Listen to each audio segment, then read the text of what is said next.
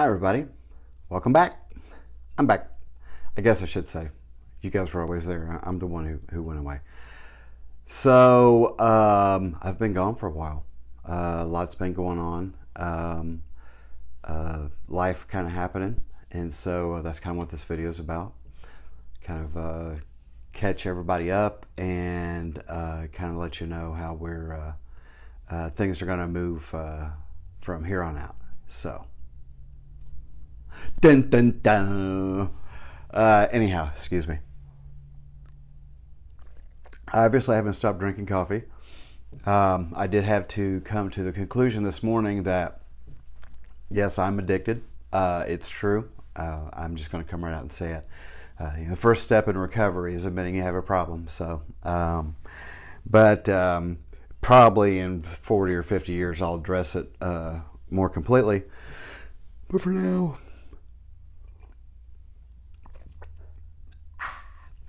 So, and this episode fueled by Boca Java coffee. I wish they were paying for it, but they are fueling it, that's for sure. Thanks, Brian David. So, anyway, my son gets that for me. So, one of those gifts that keeps on giving. Yeah, it's definitely a welcome package in the mail for sure. It's like, oh my gosh. Anyhow, so just to kind of catch you up, if you don't know, maybe first time you're watching, what this is about is, we've had some events happen in the family, and basically about the last year. My mom passed away July 7th of last year, and then my dad passed away April 25th of this year. And so it's been a lot. Both of them, I mean, to be honest with you, unexpected. Mom had been sick for about 4.5 years, had been like really sick. And Dad had been caring for her. And unfortunately, one of the reasons why I'm doing this video is to kind of plea with you to please do something that didn't happen in our situation. But Dad was sick and didn't know it, or it wasn't being addressed. And unfortunately, by the time Mom passed, his condition was really bad.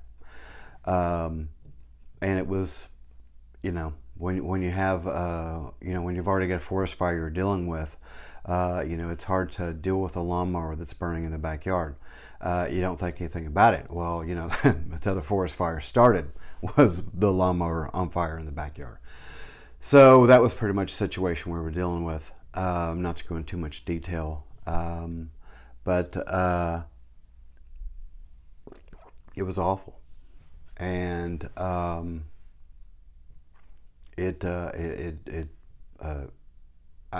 liken it but in a kind of a negative way. But a lot of things in life that are memorable or come from, are bad. That's why we remember them, because they hurt. What a crappy way to do it. You never forget. But it's like when, for those of you who have kids, it changes who you are. It fundamentally flicks a switch. And this turned one off. And so it's been unusual for a person like me. If you know me, I'm I'm sorry, I'm a big crybaby. I was. I don't know. I guess, I have a daughter that we call dramatic. And I often try to attribute that to her mother, who really wanted to be a performer. But it was me. So it's, big ham, unfortunately, all the good and the bad, unfortunately, she's picked up like double portion of the bad. But that's not what we're talking about, sorry. But you know, it was that that switch, and you know, it's been a while. I have no idea what day of the week it is or date, but it's like, you know, 14th or 15th of June, and so, you know, so it's almost been 2 months, and it's still off. So we'll see. I'll keep you updated. This is going to sound. I mean, I'm always trying to find like the silver lining to things, because my life kind of sucked. And you need to learn how to do that when you're dealing with, you know, kind of getting, you know, your teeth kicked in pretty regularly. You have to learn how to take it in stride. You really do. One lesson I've learned, I guess I've learned, I don't know. I guess 50 years from now, when I'm ready to give up, because I don't know, I just too stupid to give up, I guess. We'll see if I think this was the correct decision to make. But anyway, back to the point. Sorry. Something that's been my brothers and I both kind of described the same kind of. You kind of like your brain is always like a misfiring somehow. You know, it's difficult sometimes to keep a steady train of thought. Not that you're necessarily thinking about that event, but for some reason, you know, I feel like I don't know, silly little kid who's like, "Oh, squirrel!" You know, got a lot of that going on. Not the point. Back to Dad. So, with all that happened, I wanted to do this as my therapy, as my way to kind of get some of this off my chest. The one takeaway that I have from this is if you are under medical care at any level, and I don't care how rudimentary, how basic, how simplistic, how run-of-the-mill it is, do one of two things. One, educate yourself, or two, get a second opinion. So here's what we found out in two cases with Mom and with Dad. Because of their advanced stages, they had been under long-term medical care. Mom had been under extensive medical care. She had doctors literally coming in from, because Mom's disease, that the viral infection that she had acquired was extremely rare. The effect of it was extremely rare. And so doctors really from anywhere in the area that were, you know, into that, were coming to see Mom, and they were want to check her, and then then they were trying to bill her because they came and got a real world education on how this, you know, a condition affected someone, which was virtually impossible to find. And then they wanted to bill Mom for the fact that they got an education, which normally they would have paid for. So I thought that was thumbs up, medical community. You're not pieces of shit or anything like that. Sorry. I'm a little angry. But so what we found out was that once they got under different medical care, and everything changed, and the reaction from both of their last caregivers was, well, why exactly were they taking that?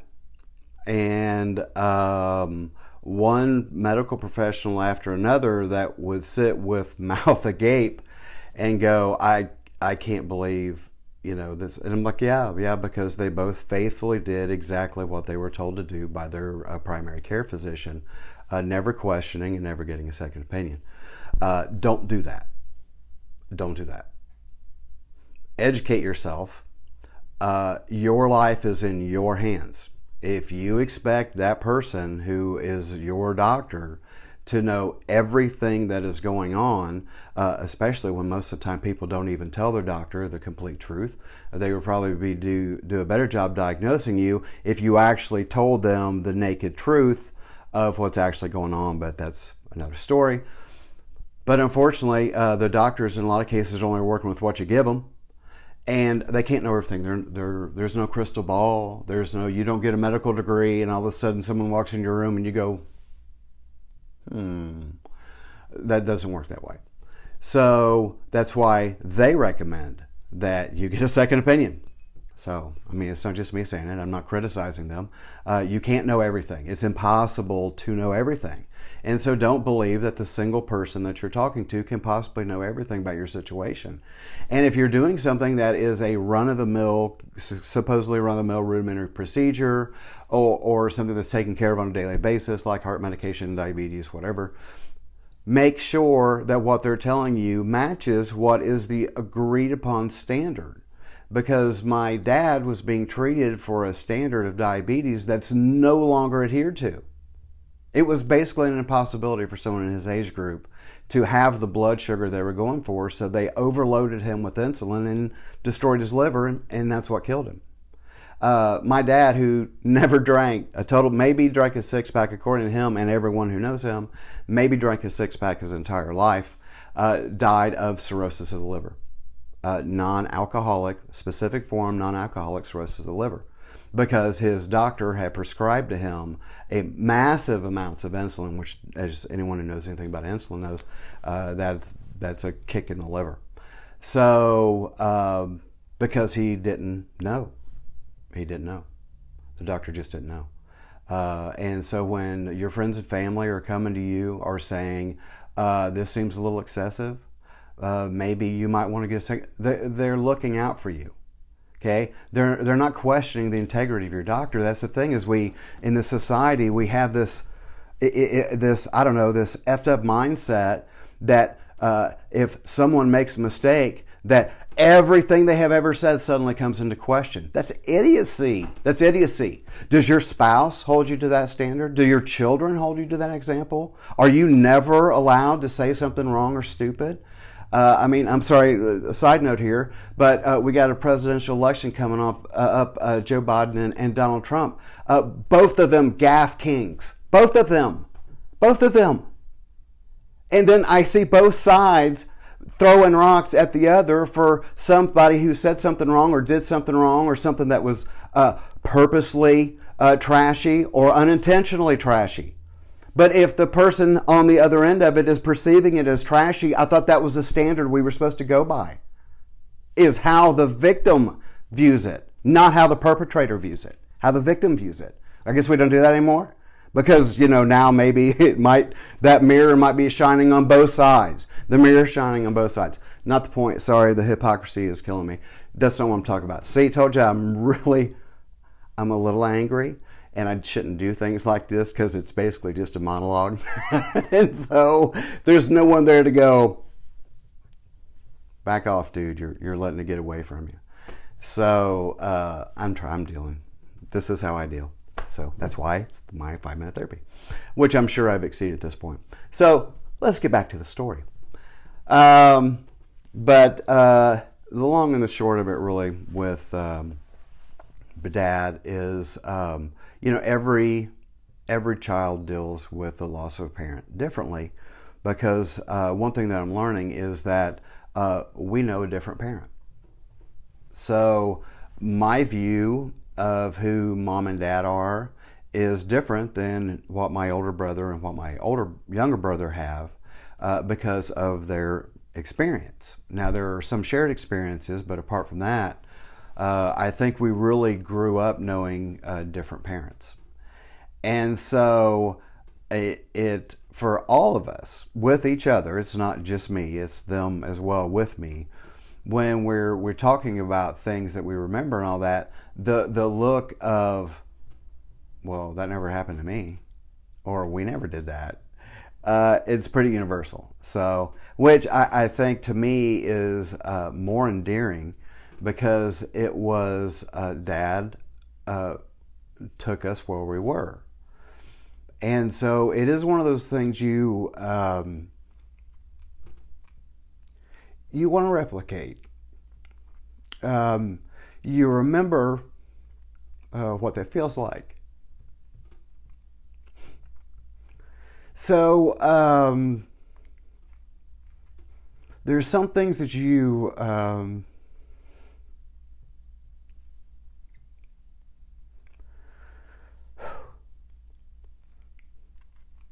some things you need to give your children. I don't personally think anything beats self-worth.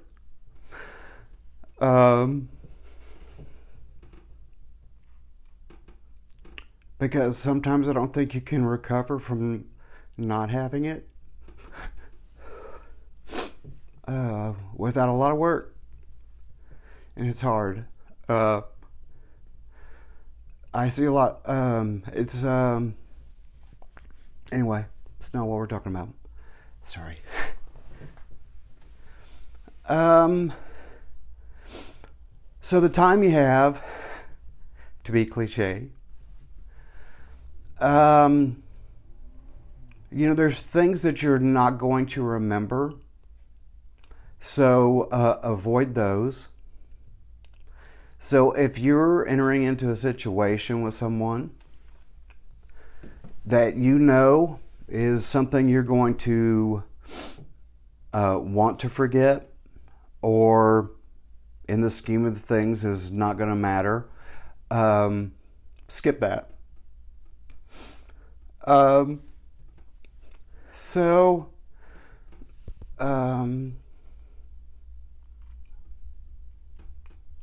time is fleeting. I know you've never heard that before, but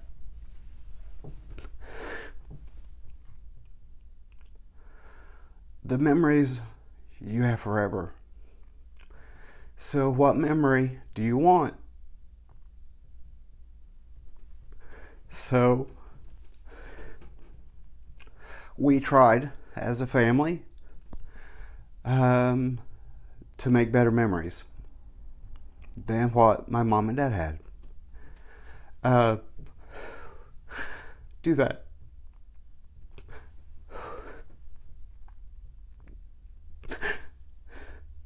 Because there's a time when the past is all you'll have.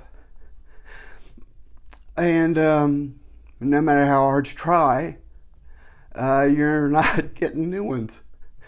So one thing I found is with Dad, because we knew it was wrapping up. Mom, we didn't. So that's a kick in the balls. That just can't be described.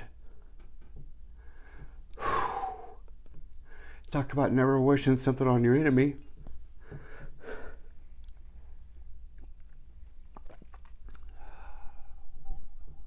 Thank you, Lord. With Dad, it was different, and there was time. So we didn't really have a whole lot to, come and apologize for, honestly. Sorry, there's no drama. There's no, a lot of good stories. Dad told us a lot. Wow. That's some good medication. He told some really good stories, and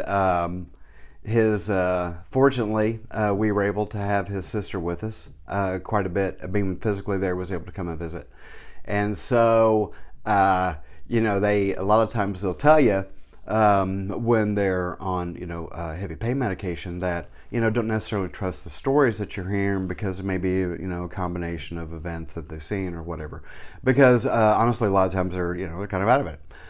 And so, especially with Dad, his ammonia levels were really high, and it's similar to interacting with someone who is severely drunk. So if any of you have ever been like that or been around someone who is, you kind of have a feel for what we were working with here. So, but his sister was there. And so it was funny because some of the stuff, it was like, oh yeah, how did you not know that? You know, we all knew that. We all knew that was true. And it's good because you really get to see kind of your parents at your age, especially when you're like me, who I'm 51 years old, but I still feel like I'm 16 or 17. And so I like those old stories because I'm like, oh, wow, okay, so I'm not the only one in the family that's an idiot. All right, cool. Doesn't help, but, you know, I mean, it's like I guess I feel less lonely. But there is, that gives you the opportunity to be able to not have the one thing that too many people who lose loved ones are dealing with, which is regret. And so I know this is going to sound like a weird analogy, but please bear with me as I make my point. So like I said, I'm 51 years old. I was blessed with good genetics. Okay, my mom and my dad both looked young for their age, as did their parents. It's a kind of a family trait, really, on both sides of the family. I mean, my mom's dad and mom both, they really, no one ever guessed them right. So I had that going for me. And so when people ask me, they're like, oh, you know, what's the trick? Like I've got some kind of like, you know, well, crazy concoction or something like that of like, you know, how do you do it? And I always laughingly tell them, I'm like, you know, pick better parents. And so that's how you get a better genetic pool, is you pick better parents. Ha ha ha, because obviously you can't do that. It doesn't work that way. But one thing that I always kind of leave out is the fact that when I was about 16 or 17 years old, the vanity, oh my God, the roots are deep. Not really. I didn't do it for vain reasons. I didn't want to look old. And as a young man, I knew that what you did and the way you lived affect the way that you look as an older person, because I could see it with my own eyes. And so I had known these people, and I had seen them from a young kid and see them 15, 20 years later and see the effects that their lifestyle has on them. And it doesn't take a genius to put two and two together. And so that's what I kind of did. And I realized very quickly that people who lived healthier and more productive lifestyles as they aged were people who had generally maintained a healthy lifestyle their entire life. And so it wasn't something that you could come in at the end when all the damage is done and all the dominoes are knocked down, and then all of a sudden, like, you know, you want to say, okay, now I'm going to start. Well, you know, you're going to fix some things, but a lot of damage is done. And so I knew that as a teenager, and so I started back then. I started taking a whole food vitamin. I was into organic food before anybody freaking knew what it was. When you went to an organic food store, natural food store, there was 2 or 3 aisles. And you had absolutely better bring your checkbook. A lot of people now still say that about health food stores, but then they will go to Kroger, Meijer, Walmart and buy an organic product, which literally is the exact same price as it is in the health food store. Same product, because now both places carry it. Anyway, not the point. Shop better. So, what am I talking about? I'm really rambling around. I'm sorry. Again, as I said earlier, I get my squirrel chasing ability is increased dramatically, and I'm really sorry. Lessons learned from Dad, which is what I'm really supposed to be talking about. There was a song that Boston had many years ago, back in the day, back when I was a young man, and it was "What Does It Take to Be a Man?" And I encourage you to look that song up. Because it was one of many songs that, because I listen, I'm a kind of a lyrics guy, And, you know, your music can be great, but if you write songs like a 4-year-old, I'm probably not going to listen to you. But if you, you know, play an out-of-tune guitar, but you know how to write a song, I really don't give a crap. I'll just sit and listen. So, because I play music, and I mean, to me, the importance is on the lyrics and not on the tune. Not the point. It's not the delivery method, it's the message. So, anyhow, what am I talking about? Does anybody know? Please let me know. I don't even know. I can't even see if you can see me right now, because honestly, my camera sucks. Forward-facing camera is awful on this old phone I've got. And so I'm really hoping I'm still in frame, to be honest. Back to the point. The song, What Does It Take to Be a Man? And, you know, in life, as a male, the way I was raised, the way I was raised, and I was raised in a church environment. So you can, some of you, I'm listening to him. Please don't do that. But I was raised in a moral household. And whether or not my family was, we were not raised to be how we are because of what our church believed, but because of that was what was right. And so, as in a lot of things, that does coincide with things that are, you know, kind of written in the scripture. But beyond anything that would be directly tied to scripture, we knew how to act. And because obviously everything's not covered there. And so you should probably understand the concept that it's bringing forth, not necessarily need well, if it's Tuesday and I'm wearing my blue shoes, what am I supposed to do if it rains sideways? You know, we shouldn't need that. We should understand the concept. Know what I'm talking about. But one of the things that you impart to your children, ding, ding, ding, parents, one of the things that you impart to your children is that despite what you say, they are going to do what you do. So if you tell your kids, as an extreme example, if you tell your kids not to steal, but you steal, maybe not in a direct way, but in an indirect way, like maybe you tell your kids not to steal, but you're pirating cable from your next door neighbor. Well, you told Susie and Joey not to steal, but they know that you're pirating cable. Don't do that, because that's confusing. We need to send clear messages to our offspring as to what point we're trying to make. Because guess what? If you teach them that there are circumstances in which it's okay to steal, maybe when it's time for you to get into a nursing home, maybe little Susie or little whatever the boy's name was, maybe they may think it's okay to take your silverware or your jewelry or your car because they deserve it, because you taught them that sometimes it's okay. We plant seeds in the lives of those that are around us, and one thing that, this is just about dad, and this is not about mom, so I'm not like discounting mom, so please don't take it like, why my mom? I will hear that. This is about dad. Thank you. And shut up. This is do your own. If you want to talk about it, you can do your own.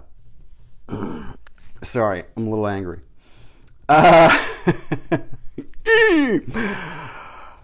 So, what you do is going to be the memories that we hold. And so what I remember seeing my dad doing is doing things that I saw other people talking about doing. Okay, so what do I mean by that? So I knew people who said that they cared for the disadvantaged, but when they came time to help them out or to do something for them. The reason why they didn't do it is because they might buy liquor with it. But I watched my dad, who for the majority of my life did never darken the doorstep of a church, contrary to the assumption of most people who knew him the last part of his life. He hated church. He hated mom going to church. It caused all kinds of arguments. But he did it. See, he did the thing that the people in the church said you were supposed to do but weren't doing, but he would not darken the doorstep of the church, but he was doing the thing that they were espousing to actually be doing. And so I really developed quite early the idea that talk is cheap. And and Dad really put forward this idea in my head that if you're not good for your words, you're not good for anything. Now, I don't know if he necessarily said that directly to me, but I got that. I mean, I got that vibe. And I also believe that Dad, even though as he got older, he was more selective in his fights, Dad would not be quiet for injustice. And probably where I get it, because that's where I get it. So one of the things, and I'm sorry this is taking forever, but I'm saying that now, I'm going to probably split this up anyway, but who knows. What's my name again? So, Mom, when it's one of my favorite memories, by the way, Mom. So this is not I don't consider this this is not a bad memory. This is beloved memory. Me and Mom argued a lot. We did not see eye to eye. We didn't agree on hardly anything. It actually took quite a few years before I kind of figured out what was the deck of cards that we could talk from, like the idea cards, where it's like, oh, we can talk about this and it's not a problem, and we can talk about this, but if we talk about this, that's out, and we definitely can't talk about that's out. So we had this kind of a unfortunately limited dialogue, which was okay because it was still dialogue, and Mom loved me. It wasn't that, it was just we didn't agree with each other. So in our household, you were perfectly it was perfectly acceptable for you to verbalize your disagreement with whoever you wanted to.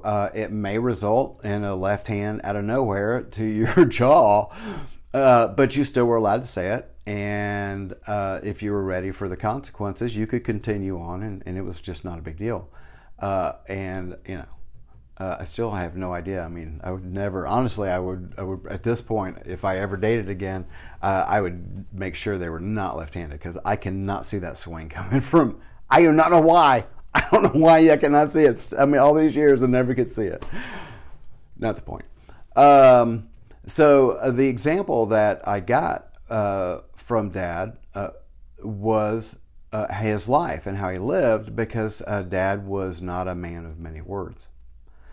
Now, Dad was one of those guys that everybody in the room, now listen, the Penningtons are talkers, okay? And we're all observers as well. And so when you get a group of us together, and the Morris family as well, which is Mom's side of the family, a lot of similarities between the two families. I mean, as far as like interaction, all that stuff, how they analyze things and all that stuff, what we find funny, obviously. That's why Mom and Dad were together, literally, till death do us part. It can happen if you choose to do it. Like if you choose to climb Mount Everest, you can do it. If you, choose to run a 4-minute mile, you can do it. I always laugh when people say that it can't be done, and I'm like, well, what you're saying is actually you can't do it, and don't say I can't do it. Every successful artist, every successful athlete, every successful musician is doing what they're doing in spite of the fact of someone looking at them and telling them that they couldn't do it, that it wasn't possible, that it shouldn't be done, it couldn't be done, and they said and went and did it anyway. And so, don't, just do you, okay? Sorry. I'm so angry. Not really angry. It's a very strange feeling, because here, back to the point, with the example and the pattern that Dad set forward before us and what we as parents are doing to those who follow after us. Setting forth that example, the fact that Dad didn't talk much, unless, back to the point, we would be sitting in a room and they could be 5 people or 50 people, it didn't matter. Dad always seemed pretty comfortable no matter where he was at. And everybody would be talking and cutting up and all that stuff. And then out of the blue, Dad would drop one of his bombs. And it would be 10 or 11 syllables. I mean, it'll be real short, real quick. And it's literally that was supposed to be a baseball sound. Out of the park. And you laugh until you're crying, and it would be the one thing you remembered, over the entire evening. It's a gift, I don't have that. I'm the machine gun, I throw a bunch of stuff out there, and eventually some of it's bound to be funny. If you say enough stuff, something's bound to be funny. It's almost the Rodney Dangerfield, Larry the Cable Guy kind of, hang on, there's more coming, there's coming fast, hang on. But it didn't. I didn't need Dad to sit me down and now he did tell me he loved me, so that's not the point. But there was a point in Dad's life when that was not words he was going to say, but I didn't need him to, because I saw it. There was really that noise you're hearing is this thing I'm leaning on. Sorry. I didn't need him to. He took time out of his life to make sure that he spent time with us. And no, it was never what he wanted, the amount that he wanted, obviously, because I don't even know if that's possible. There's always more time and more things you want to do and more experiences you want to have as a family. So the thing that Dad did when he was able and on the spur of the moment was he made a memory. So do that. Make memories.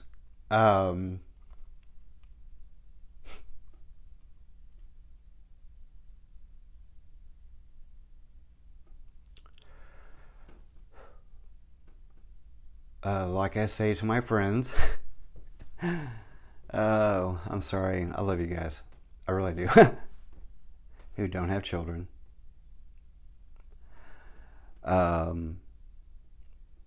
And say their pets are their children. I'm gonna say, can we agree to disagree? A human is not a dog. A human is not a cat, a bird. It's not a hamster. It ain't none of that. You are forming a living creature that is going to be functioning in society. One day they are going to impact the world around them. And I don't think your dog's going to do that. So, you are responsible for raising something that could either be the president of the United States or the next serial killer. And it's up to you quite a bit. So, no offense. I understand. Hey, I love animals. You have no idea. I love animals. I'm getting ready to get about a dozen flipping little chickens. I love pets. I love animals, and I cry for them and take care of them and take them to the doctor and do exactly what you need to be a responsible caregiver to an animal. But it ain't my baby. It ain't none of my babies, and so no offense, I would never pick a pet over one of my children, and so sorry. Anyhow. What was I even talking about? Oh my gosh, guys. See what I tell you about that? I mean, I'm thoroughly caffeinated. It's the middle of the freaking day. I don't know why I can't keep track of anything.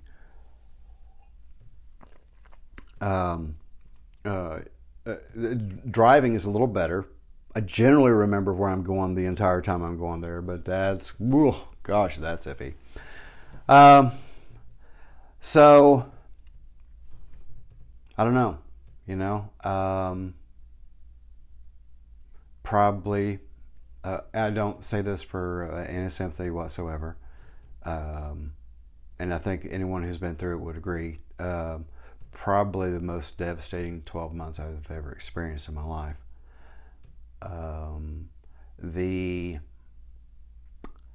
Okay, so let me put this in context for you. So, I'm not real good with relationships, apparently. Whatever. Sorry.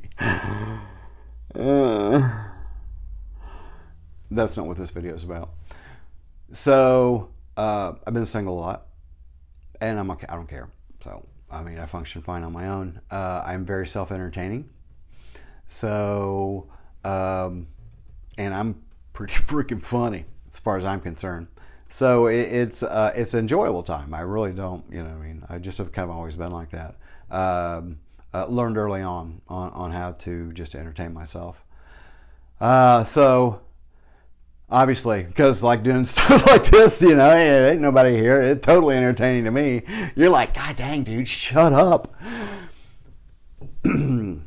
Excuse me, while I return to a civilized human. I want to give, I'm going to wrap this up. I'm sorry. This has probably been 30, 45 minutes at this point. Because I have to record this backwards, I have no flipping idea how long it's been.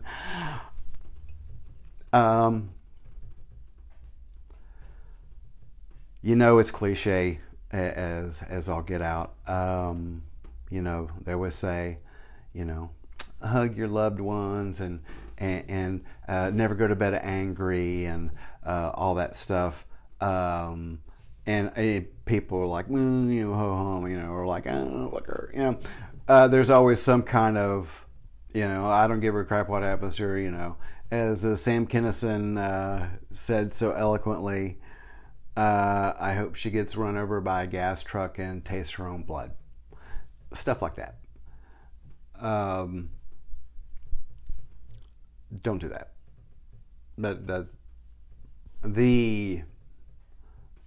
There's a lot of people. Now I'm really not trying to be funny with this. I'm being honest, and do a little bit of research, and you will find out that there is what I would think is an inordinately high number of people in mental health care facilities that are literally dealing with unresolved regret, because you can never undo it. And so again, I want to reiterate this idea. If you're about to get yourself into a situation that you're either going to forget because it is not even worth your time, or going to regret because it's going to do permanent damage, don't do that. Just skip that, okay? If it's something that is going to burn a bridge, stay home. Practice some social distancing. How about that? How about put a mask on that is, what are those things from the real, like, hardcore military World War II issue gas mask that you can't talk. One of those masks might be better. Maybe if more of us wore a mask that didn't allow us to talk, things might go a little better. But keep talking. Whichever side you land on any topic, I kind of want to say, fight the power. I'm for you. I am for your right to open up and say whatever thing in the world you want. And I can think it's the dumbest thing in the freaking world. But our rights are equal. You have the right to say it, and I have the right to think you're an idiot for saying it. And so let's just accept that. Let's just accept that everybody's stupid but us. And, let's go on with our life. How about that? And then when we have a thing like this pandemic that's going around, we take care of each other. But other than that, how about you? Yeah, you do your thing, I do my thing. And I think everybody will be a little bit happier. That's why I'm a libertarian, and that's why I can run my mouth about both parties. So, because I don't vote for either one. All right. I hope it made some sense. Anyhow, like, share, subscribe. I will be kicking the videos back up. I'm going to be doing things a little bit differently with how I'm doing my stuff, because honestly, I don't know. It's just time. It's time for the next chapter. And so this is part of it. All right? All right. Love you guys. Thanks for stopping by. Talk to you soon. Bye.